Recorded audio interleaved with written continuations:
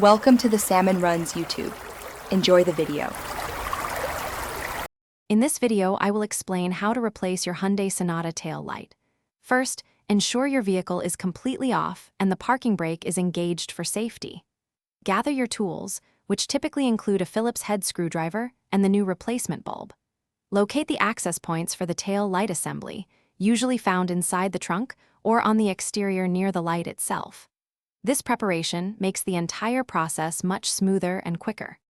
Now, let's get to removing the old tail light.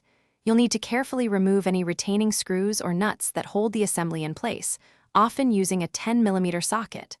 Once the fasteners are out, gently pull the entire tail light assembly straight away from the vehicle. Be mindful of any clips or pins that might be holding it. Finally, disconnect the electrical connector by pressing the small tab and pulling it apart.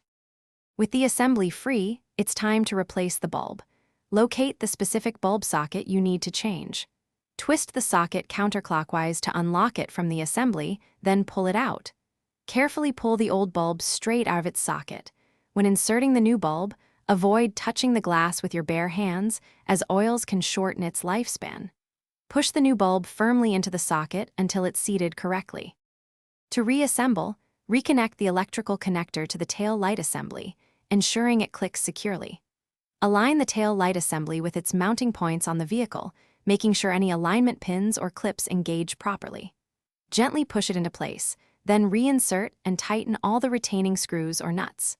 Before you go, remember to check the description below for a link to that fantastic O'Ala water bottle, perfect for staying hydrated on the go, and discover other exclusive deals we've curated just for you. Finally, test the new tail light to confirm it's working correctly before closing the trunk. Thanks for watching. Consider subscribing if we helped you.